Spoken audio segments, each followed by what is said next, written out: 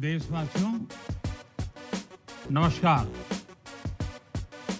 हम सभी ने बीते दिनों में देश का सामर्थ्य और उसका संयम दोनों देखा। मैं सबसे पहले भारत की पराक्रमी सेनाओं को, सशस्त्र बलों को, हमारी खुफिया एजेंसियों को, हमारे वैज्ञानिकों को, हर भारतवासी की तरफ से सैल्यूट करता हूं। हमारे वीर सैनिकों ने ऑपरेशन सिंदूर के लक्ष्यों की प्राप्ति के लिए असीम शौर्य का प्रदर्शन किया। मैं उनकी वीरता को, उनके साहस को, उनके पराक्रम को आज समर्पित करता हूं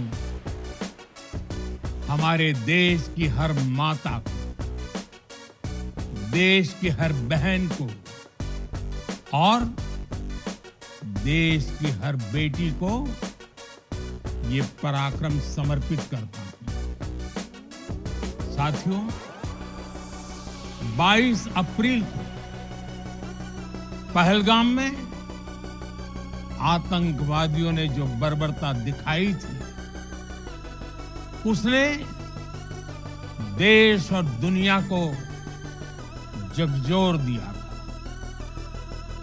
छुट्टियां मना रहे निर्दोष मासूम नागरिकों को धर्म पूछकर उनके परिवार के सामने, उनके बच्चों के सामने बेरहमी से मार डालना, यह आतंक का बहुत विभत्स चेहरा था, क्रूरता थी। ये देश के सद्भाव को तोड़ने की घिनौनी कोशिश भी थी। मेरे लिए व्यक्तिगत रूप से ये पीड़ा बहुत बड़ी थी। इस आतंकी हमले के बाद सारा राष्ट्र, हर नागरिक, हर समाज, हर वर्ग, हर राजनीतिक दल एक स्वर में आतंक के खिलाफ कड़ी कार्रवाई के लिए उठ खड़ा हुआ। हमने आतंकवादियों को मिट्टी में मिलाने के लिए भारत की सेनाओं को पूरी छूट दे दी और आज हर आतंकी, आतंक का हर संगठन जान चुका है कि हमारी बहनों बेटियों के माथे से सिंदूर हटाने का अंजाम क्या होता है। साथियों, ऑपरेशन सिंदूर ये सिर्फ नाम नहीं है, ये देश के कोटि कोटि लोगों की भावनाओं का प्रतिबिंब है। ऑपरेशन सिंदूर न्याय की अखंड प्रतिज्ञा है।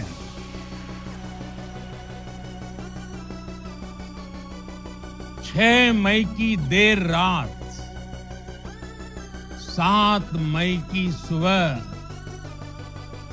पूरी दुनिया ने इस प्रतिज्ञा को परिणाम में बदलते देखा। भारत की सेनाओं ने पाकिस्तान में आतंक के ठिकानों पर, उनके ट्रेनिंग सेंटर्स पर सटीक प्रहार किया।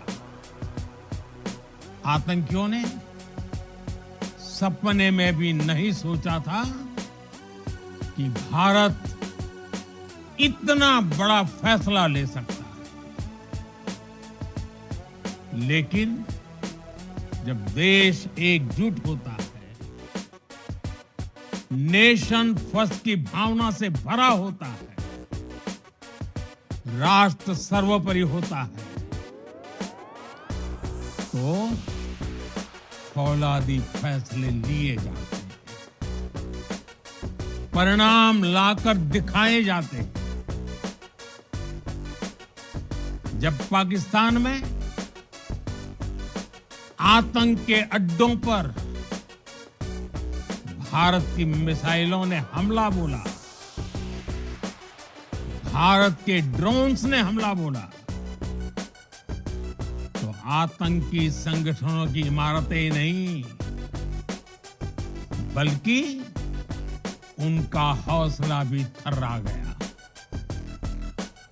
बहावलपुर और मुरिद के जैसे आतंकी ठिकाने एक प्रकार से ग्लोबल टेररिज्म की यूनिवर्सिटीज रही है। दुनिया में कहीं पर भी जो बड़े आतंकी हमले हुए हैं, चाहे 9/11 हो, चाहे लंदन ट्यूब बॉम्बिंग हो, या भारत में दशकों से जो बड़े बड़े आतंकी हमले हुए हैं, उन सब के तार कहीं ना कहीं आतंक के इन्हीं ठिकानों से जुड़ते रहे। आतंकियों ने हमारी बहनों का सिंदूर उजाड़ा था, इसलिए भारत ने आतंक के ये हेडक्वार्टर्स उजाड़ दिए। भारत के इन हमलों में 100 से अधिक खूंखार आतंकवादियों को मौत के घाट उतारा गया है। आतंक के बहुत सारे आका बीते 2.5-3 दशकों से खुलेआम पाकिस्तान में घूम रहे थे, जो भारत के खिलाफ साजिशें करते थे। उन्हें भारत ने एक झटके में खत्म कर दिया। साथियों, भारत की इस कार्रवाई से पाकिस्तान घोर निराशा में गिर गया, हताशा में गिर गया, बौखला गया। और इसी बौखलाहट में उसने एक और दुस्साहस किया। आतंक पर भारत की कार्रवाई का साथ देने के बजाय पाकिस्तान ने भारत पर ही हमला करना शुरू कर दिया। पाकिस्तान ने हमारे स्कूलों, कॉलेजों को, गुरुद्वारों को, मंदिरों को, सामान्य नागरिकों के घरों को निशाना बनाया। पाकिस्तान ने हमारे सैन्य ठिकानों को निशाना बनाया। लेकिन इसमें भी पाकिस्तान खुद बेनकाब हो गया। दुनिया ने देखा कि कैसे पाकिस्तान के ड्रोन्स, पाकिस्तान की मिसाइलें भारत के सामने तिनके की तरह बिखर गई। भारत के सशक्त एयर डिफेंस सिस्टम ने उन्हें आसमान में ही नष्ट कर दिया। पाकिस्तान की तैयारी सीमा पर वार की थी, लेकिन भारत ने पाकिस्तान के सीने पर वार कर दिया। भारत के ड्रोन्स, भारत की मिसाइलों ने सटीकता के साथ हमला किया। पाकिस्तानी वायुसेना के उन एयरबेस को नुकसान पहुंचाया, जिस पर पाकिस्तान को बहुत घमंड था। भारत ने पहले 3 दिनों में ही पाकिस्तान को इतना तबाह कर दिया जिसका उसे अंदाजा भी नहीं था।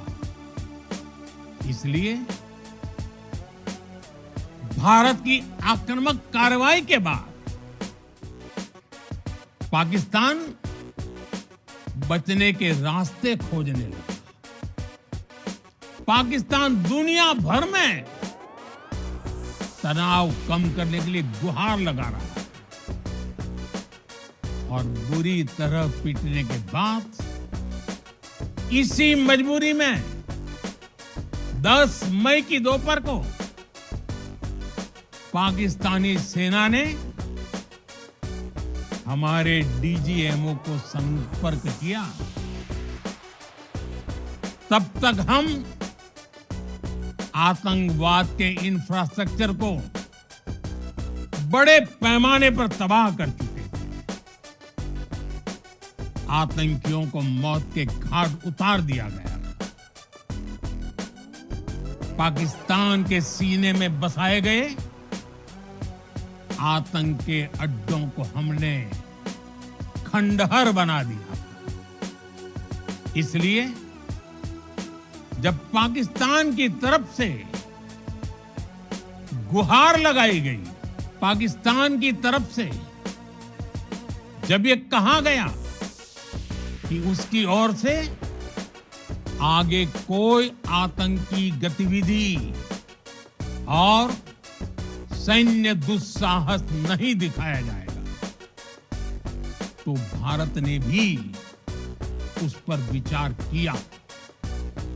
और मैं फिर दोहरा रहा हूं, हमने पाकिस्तान के आतंकी और सैन्य ठिकानों पर अपनी जवाबी कार्रवाई को अभी सिर्फ स्थगित किया है। आने वाले दिनों में हम पाकिस्तान के हर कदम को इस कसौटी पर मापेंगे कि वो क्या रवैया अपनाता है। साथियों, भारत की तीनों सेनाएं, हमारी एयरफोर्स, हमारी आर्मी और हमारी नेवी, हमारी border security force BSF, Bharat के अर्धसैनिक बल लगातार अलर्ट पर है। सर्जिकल स्ट्राइक और एयर स्ट्राइक के बाद अब ऑपरेशन सिंदूर आतंक के खिलाफ भारत की नीति है।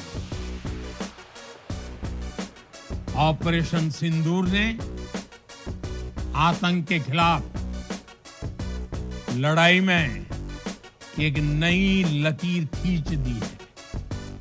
एक नया पैमाना, न्यू नॉर्मल तय कर दिया है।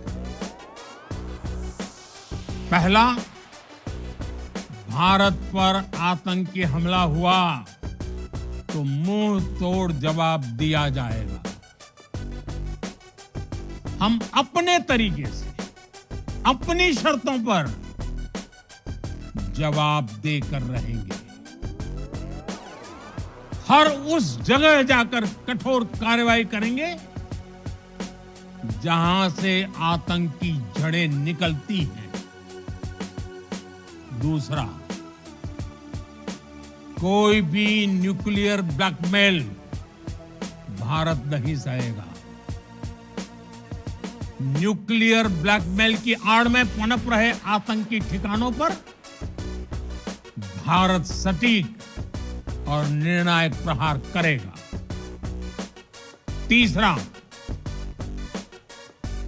हम आतंक की सरपरस्त सरकार और आतंक के आकाओं को अलग अलग नहीं देखेंगे। ऑपरेशन सिंदूर के दौरान दुनिया ने पाकिस्तान का वो घिनौना सच फिर देखा है, जब मारे गए आतंकियों को विदाई देने पाकिस्तानी सेना के बड़े बड़े अफसर उमड़ पड़े। स्टेट स्पॉन्सर्ड टेररिज्म का ये बहुत बड़ा सबूत है। हम भारत और अपने नागरिकों को किसी भी खतरे से बचाने के लिए लगातार निर्णायक कदम उठाते रहेंगे। साथियों, युद्ध के मैदान पर हमने हर बार पाकिस्तान को धूल चटाई है और इस बार ऑपरेशन सिंदूर ने नया आयाम जोड़ा है। हमने रेगिस्तानों और पहाड़ों में अपनी क्षमता का शानदार प्रदर्शन किया और साथ ही न्यू एज वॉरफेयर में भी अपनी श्रेष्ठता सिद्ध की। इस ऑपरेशन के दौरान हमारे मेड इन इंडिया हथियारों की प्रामाणिकता सिद्ध हुई। आज दुनिया देख रही है 21वीं सदी के वॉरफेयर में made in India defence equipments, इसका समय आ चुका है। साथियों, हर प्रकार के आतंकवाद के खिलाफ हम सभी का एकजुट रहना, हमारी एकता हमारी सबसे बड़ी शक्ति है। निश्चित तौर पर ये युग युद्ध का नहीं है, लेकिन ये युग आतंकवाद का भी नहीं है। टेररिज्म के खिलाफ जीरो टॉलरेंस,